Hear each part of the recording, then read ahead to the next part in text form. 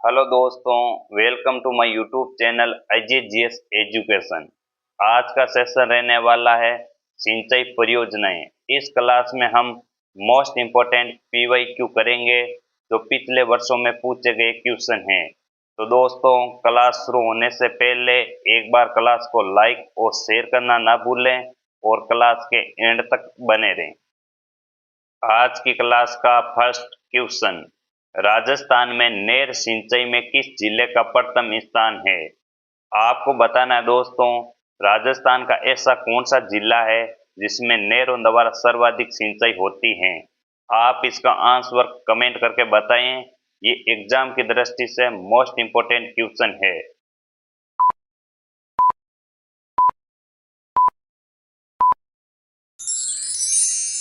Right answer है दोस्तों option number A, Shri Ganganagar. Shri Ganganagar जिले में नहरों द्वारा सर्वाधिक सिंचाई होती है। यदि दोस्तों मैं आपसे क्वेश्चन करता हूं, राजस्थान में तालाबों द्वारा सर्वाधिक सिंचाई कहां पर होती है? आप इस क्वेश्चन का आंसर कमेंट करके जरूर बताएं। कुएं एवं नलकूपों से सिंचाई करने की दृष्टि से सबसे प्रमुख जिला है। आपको बताना है दोस्तों, कुएं एवं नलकूपों से सर्वाधिक सिंचाई किस जिले में होती है? आप इसका आंसर कमेंट करके बताएं। ये एग्जाम की दृष्टि से मोस्ट इम्पोर्टेंट क्वेश्चन है।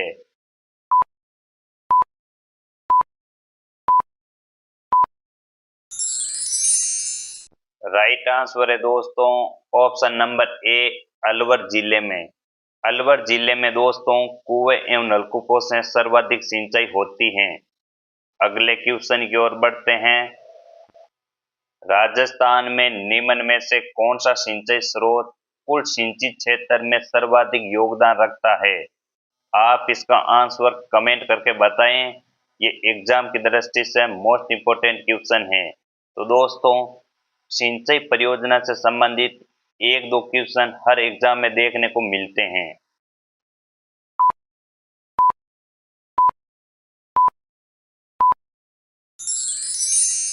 राइट आंसर है दोस्तों ऑप्शन नंबर ए, कुएं एवं नलकूप। कुएं एवं नलकूप से राजस्थान में सर्वाधिक सिंचाई होती है। अगले क्वेश्चन की ओर बढ़ते हैं। राजस्थान की कुबड़ पट्टी कहाँ स्थित है? आप इसका आंसर कमेंट करके बताएं। ये एग्जाम की दृष्टि से काफी इंपॉर्टेंट क्वेश्चन है। तो दोस्तों, ये कई बार एग्जाम में पूछा गया क्वेश्चन है, अलग अलग एग्जामों में। आप इसका आंसर कमेंट करके जरूर बताएं।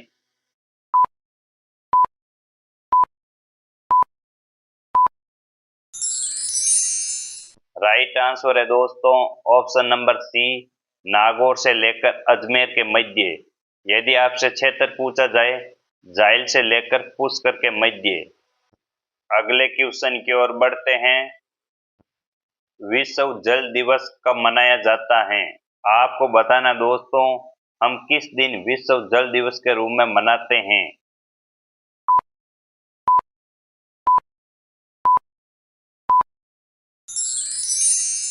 राइट आंसर है दोस्तों ऑप्शन नंबर बी, 22 मार्च। यदि आपसे पूछा जाए विश्व पृथ्वी दिवस कब मनाया जाता है, तो इसका राइट आंसर है 22 अप्रैल। अगले क्वेश्चन की ओर बढ़ते हैं। राजस्थान के शुष्क व अर्धशुष्क क्षेत्रों में पालर पानी शब्द किसके लिए प्रयुक्त होता है? आप इसका आंसर कमेंट करके बताएं। ये एग्जाम की दृष्टि से मोस्ट इम्पोर्टेंट क्वेश्चन है।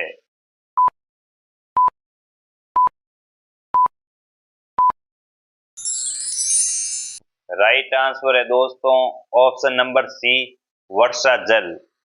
अगले क्वेश्चन की ओर बढ़ते हैं। भूजल की उपलब्धता तथा गुणवत्ता की दृष्टि से राजस्थान में सबसे ज्यादा चिंताजनक स्थिति किन जिलों की है? आप इसका आंसर कमेंट करके बताएं। ये एग्जाम की दृष्टि से मोस्ट इम्पोर्टेंट क्वेश्चन है।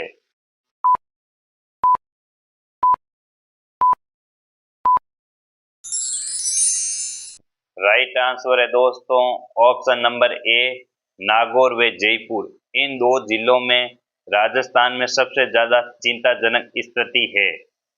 अगले क्वेश्चन की ओर बढ़ते हैं। केंद्रीय भूजल बोर्ड की रिपोर्ट 2011 के अनुसार राजस्थान में सुरक्षित जल भंडार वाले विकास खंडों की संख्या है।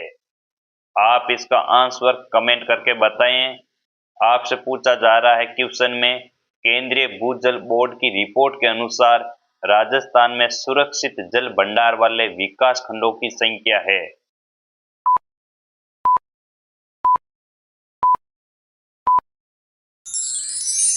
राइट आंसर है दोस्तों ऑप्शन नंबर सी 25। अगले क्वेश्चन की ओर बढ़ते हैं। निम्नलिखित में से कौन सा एक राजस्थान में वर्षा जल संग्रहण की परंपरागत विधि है?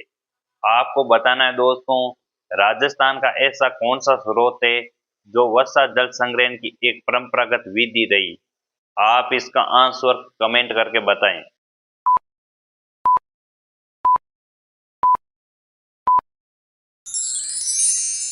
राइट आंसर है दोस्तों ऑप्शन नंबर सी टांका।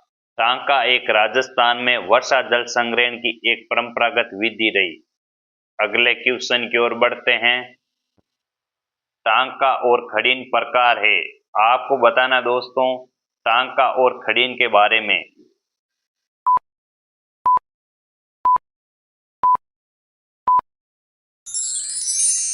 राइट आंसर है दोस्तों ऑप्शन नंबर डी परंपरागत जल संरक्षण की संरचनाएं। अगले क्वेश्चन की ओर बढ़ते हैं। राजस्थान में नहरों द्वारा सिंचित क्षेत्र का प्रतिशत कितना है? आपको बताना दोस्तों राजस्थान में नहरों द्वारा कितना प्रतिशत सिंचित क्षेत्र किया जाता है? आप इसका आंसर कमेंट करके बताएं।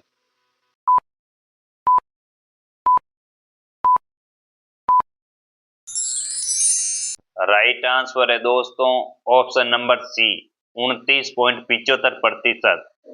अगले क्वेश्चन की ओर बढ़ते हैं। राजस्थान में उपलब्ध भूजल की मात्रा का लगभग कितना प्रतिशत भाग वर्तमान में उपयोग लिया जा रहा है?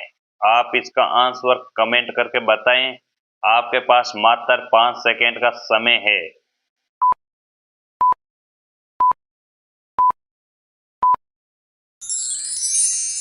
राइट आंसर है दोस्तों ऑप्शन नंबर ए 50%। अगले क्वेश्चन की ओर बढ़ते हैं। राजस्थान के मरुस्थलीय भूभाग में जल आपूर्ति करने के लिए कौन सी नहर महत्वपूर्ण है? आपको बताना है दोस्तों राजस्थान के पश्चिम भाग में जल आपूर्ति करने के लिए कौन सी नहर महत्वपूर्ण है?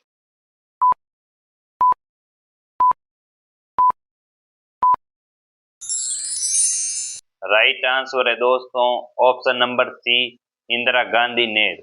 इंदिरा गांधी नहर को पश्चिमी मरुस्थल की जीवन रेखा भी कहते हैं। अगले क्वेश्चन की ओर बढ़ते हैं।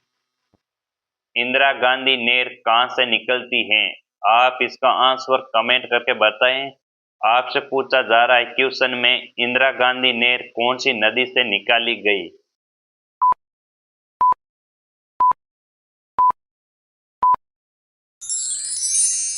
राइट आंसर है दोस्तों ऑप्शन नंबर बी सतलज नदी। सतलज नदी से इंदिरा गांधी नहर को निकाली गई। अगले क्वेश्चन की ओर बढ़ते हैं। आज की क्लास का लास्ट क्वेश्चन, इंदिरा गांधी मुख्य नहर की लंबाई है? आप इसका आंसर कमेंट करके बताएं। आपके पास मात्र 5 सेकेंड का समय है।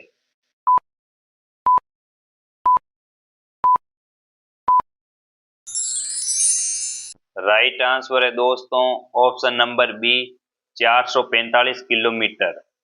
आज के लिए इतना ही। कल नेक्स्ट क्लास में मिलते हैं। आज की क्लास आपको कैसे लगी कमेंट करके जरूर बताएं। क्लास को ज़्यादा से ज़्यादा अपने दोस्तों और भाई बहनों को शेयर करें। Thank you.